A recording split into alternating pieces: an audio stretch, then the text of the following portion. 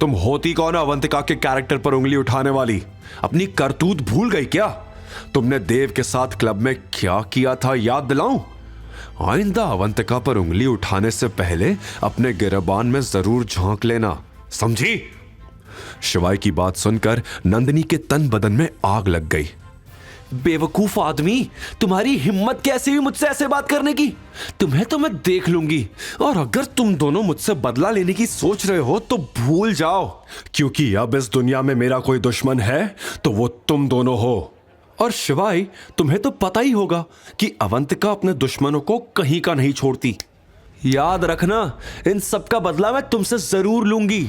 28 तारीख अवंतिका, लिख लो तुम। मेरे जन्मदिन के बाद से तुम्हारी उल्टी गिनती शुरू हो जाएगी।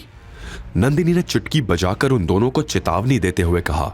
वहीं शिवाय नंदिनी की बात सुनते ही मुस्कुराया और सोचने लगा, मुझे भी बस 28 तारीख का इंतजार है नंदिनी बजाज, जब तुम प्लाजा होटल आओगी और शर्म से अपना मुंह भी नहीं छिपा पाओगी। इस वक्त नंदिनी की आंखों में घमंड साफ झलक रहा था। भले ही उसकी नौकरी नहीं लगी थी, लेकिन अपने बर्थडे की खुशी उसकी आंखों में साफ दिख रही थी। तुम्हें जो करना है कर लो, पर एक बात अपने दिमाग में बैठा लेना कि मेरे होते हुए कोई अवंतिका को छू भी नहीं सकता। चलो अवंतिका यहां से। शिवाय ने नंदिनी को वार्निंग दी और फिर दोनों वहां से चले गए। नंदिनी भी मुंह फेर कर वहां से चली गई। वहां से निकलते ही नंदिनी एक बार फिर अपने मिशन पर फोकस करने लगी।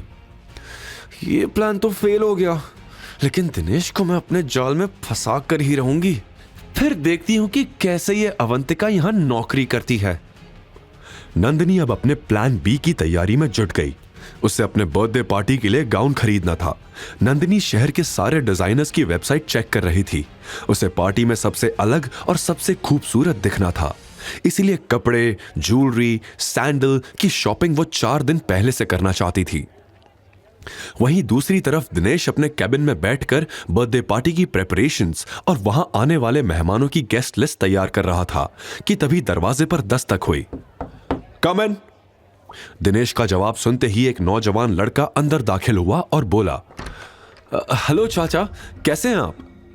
अरे देव, तुम कैसे हो बेटा? पिछली बार देव ने शिवाय को मारने के लिए हेडशॉट को भेजा था, लेकिन हेडशॉट वो काम पूरा नहीं कर पाया। इसलिए देव इस बार फिर दिनेश के पास मदद के लिए आया था। उसे कैसे भी करके शिवाय को मौत के घाट उतारना था। चाचा, क्या आपके कांटेक्ट में कोई हेडशॉट से भी बड़ा माफिया है जो उस यूजलेस लड़के को सबक सिखा सके? क्यों, क्या हुआ? हेडशॉट तो बेकार निकला, मुझसे पैसे भी ले लिए और मेरा काम भी नहीं किया। देव ने अफसोस करते हुए कहा। वो ऐसा कभी नहीं करेगा। कुछ अजीब हुआ था क्या उस दिन? तुमने बाद में पूछा था हेडशॉट से कि उसने उस लड़के को क्यों नहीं मारा? पैसे लेकर काम क्यों नहीं किया? दिनेश ने कहा।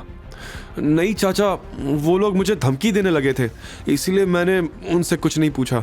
दरअसल वो निकम्मा लड़का थोड़ा बहुत कराटे जानता है, इसीलिए शायद आपका हेडशॉट डर गया होगा। देव ने जवाब दिया। एक बात सच सच बताओ देव, तुमने किसी गलत इंसान से पंगा लिया है क्या? याद रखना, अगर कोई बड़ी दिक्कत हो गई तो मैं तुम्हें माफ नहीं करूंगा। दिनेश ने वार्निंग देते हुए देव से कहा। नहीं चाचा, वो एक लूजर है बस। आप मेरी आखिरी बार बस एक मदद कर दीजिए, फिर मैं आपके पास इस मामले के लिए दोबारा कभी नहीं आऊंगा। देव ने जिद करते हुए कहा। नहीं देव, मुझे कुछ तो गड़बड़ लग रही है।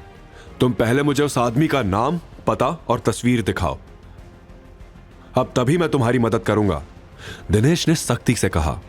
पर चाचा। देव आगे कुछ बोल पाता इससे पहले दिनेश उसे घूरने लगा और देव वहीं खड़ा चुप हो गया। फिर कुछ सोचते हुए देव ने कहा, अच्छा चाचा, मैं थोड़ी देर में आता हूं। क्यों, क्या हुआ? नाम, फोटो कुछ तो दिखाओ उसकी। चाचा, मैं बाद में बताता हूं, कुछ अर्जेंट काम याद आ गया। देव शिवाय को मामूली आदमी समझता था, इसीलिए वो अब अपने चाचा को इस मामले में इन्वॉल्व नहीं करना चाहता था। उसने खुद ही अब इस पूरे मामले को संभालना सही समझा।